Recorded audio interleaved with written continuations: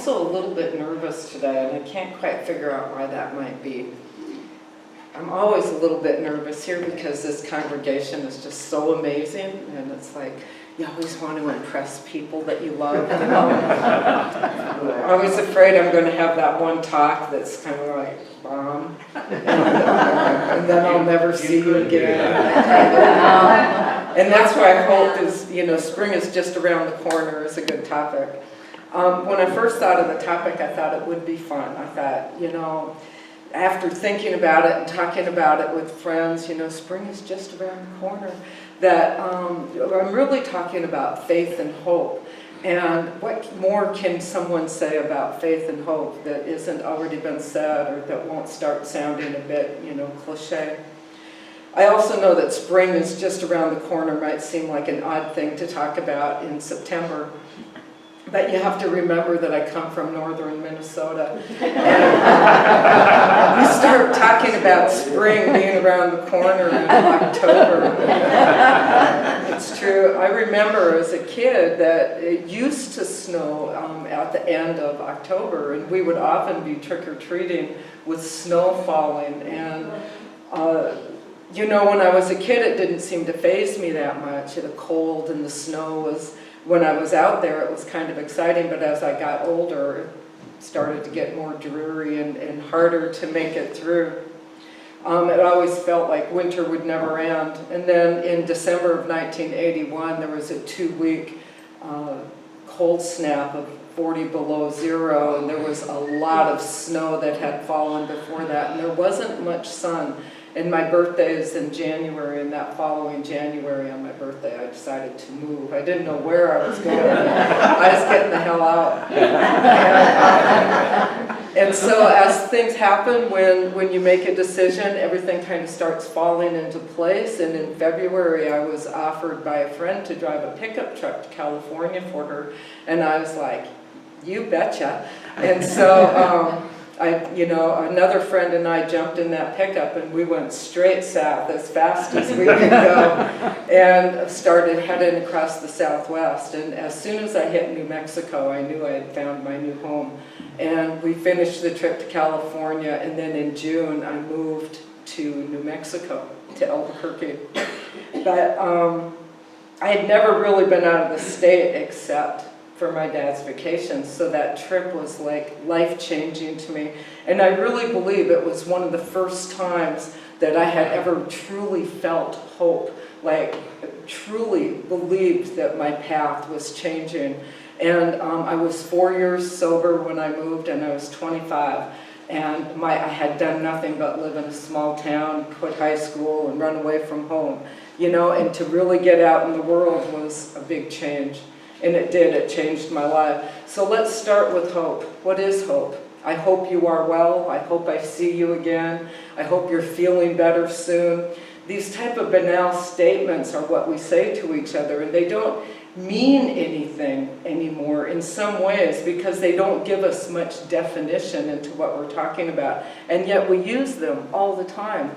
I hope it doesn't rain. Those kind of things we say really frequently.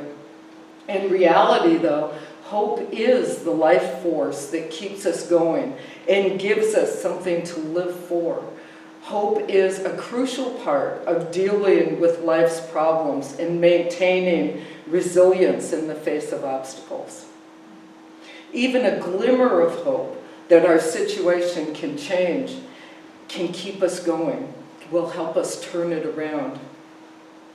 Though when things seem bleak and we begin to lose our focus, sometimes we can begin to lose hope as well. When we run into constant resistance, or what appears to be resistance, and we're prevented from reaching these lofty goals that we set for ourselves, we can feel like there maybe is nothing left to live for, nothing left to strive for. If we can't get to where we want to be, and we don't feel in control of our lives, then sometimes I have to ask myself, what's the point of what I'm doing? So how do we face adversity is the question. Do we stand up to it with hope or with pessimism? How do we envision our future when faced with a loss, or when a friend is diagnosed with cancer, or a divorce, or when your insurance or your taxes go up and we're already wondering how we're going to meet, or struggling to make the ends meet. And with so much going on in our country and in the world, we have children in cages, we have threats of bombs, we have active shooters, overt racism and discrimination, climate change, fear of war, and these are just simply times when sometimes we may find it difficult to have hope in the future of our country and our own lives. Annie Lamott, in October of the 2018 National Geographic, gives us an idea of what we can do when we feel powerless over things in the world like climate change and everything else I just mentioned. When we feel powerless and hopeless, she said, we take action. We go to soup kitchens, we do creek restoration, we mentor, and then insight follows. That by showing up with hope to help others, she says, I am guaranteed that hope is present. Then my own hope increases by creating hope for others. I end up awash in this stuff. She continued saying, hope for me is not usually the religious-looking fingers of light slanting through the clouds or the lurid sunrise. It's more like a sturdy garment, an old shirt, a reminder that I've been here before, in circumstances just as frightening, and I have come through, and I will again. All I have to do is to stay grounded in the truth. I think that's profound. But it is the last line that makes the difference, I think, between hope and faith. Hope is important to the journey, yet faith is paramount to reach that destination. I think that there's a significant difference.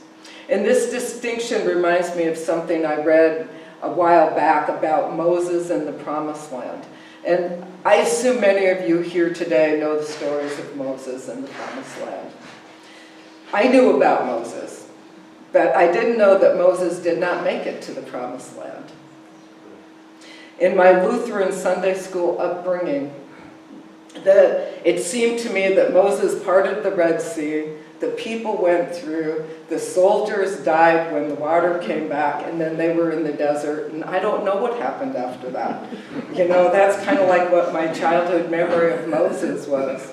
Now, after doing this kind of work and all of the reading I did for my ministerial training and the research for the talks that I do, I come to find out that Moses didn't make it to the Promised Land. And after all he did, everything he went through, all that time in the desert, bringing the commandments down from the mountain, talking with burning bushes, manifesting water from stone, after all of that, Moses didn't make it to the Promised Land. This makes me sad and a little bit fearful because, Jesus, if Moses can't make it, what's going to happen to me? What's my chances in this? According to Jack Addington, in his book, it's a fabulous book, The Hidden Mysteries of the Bible, throughout all of those experiences in getting the children of Israel out of Egypt, the faith of Moses never wavered. Moses had what we might call a radical reliance on spirit, or a radical reliance on God. And God did not fail Moses through his travels. Only once Moses was a bit cynical and failed to give God credit for a miracle. And it's believed that it is this act that kept Moses from the Promised Land. According to the Bible, Moses died at 120 years old, and he could look across Jordan and see the Promised Land, but he couldn't go in. And in truth, we're all seeking the Promised Land. We're at a place inside us where we find love and peace and comfort. And that peace there that we know would never waver. And it's always there when we seek it, when we quiet our outer voices and go inside. That peace and stillness is always there. It's a place in our consciousness. It's in a state of mind. And that parable of Moses reveals to us what happens to our own psyche when we question ourselves, when we question that internal voice, and when we doubt or question the divine process that we're all a part of. There are times when all of us forget whatever power we have had when we demonstrate in faith. This dissolves when we begin to take credit for it. And when we take credit for the miracles that happen in our life through our faith, because we think that somehow we did this. Somehow, because I did this certain thing the certain way, this happened. When it's simply a causal argument, and that's not the real truth, the big T truth. Sometimes I wonder just how much faith I actually have. There are times I feel so alone in the world and I'm separate from others somehow, and I don't feel included. I've recently been through another one of those periods that we all call, or we've heard it called the dark night of the soul, when you wake up at 4 a.m. and you lay there and you wonder about money, you wonder about your friends, you wonder about your cats, just everything. It's like, what if something happens to my cats and I have to pay my car insurance? You know, everything just starts jumbling in there, as well as all of the other things that happen in our world. When those things happen, I begin to doubt and I give credibility to my fears. And Holmes speaks directly to this in the Science of Mind textbook.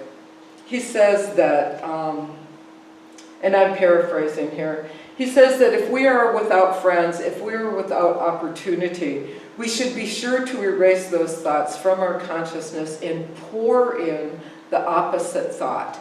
We must maintain a consistent, positive, aggressive mental attitude in the truth. When we make it to morning, or sometimes it might take us a couple of days and later, our hope is renewed and we feel stronger in what we know to be the truth because we've survived again, we've made it through, and we're actually stronger in our faith in that moment. And this is what I try to remember in those times when I can't get my heart wrapped around the fear that I'm facing, is that regardless of the circumstances, omnipresent spirit does not relegate big or small. It does not deliver, God does not deliver punishment or give us presents. We create those things based on our behaviors and our belief systems.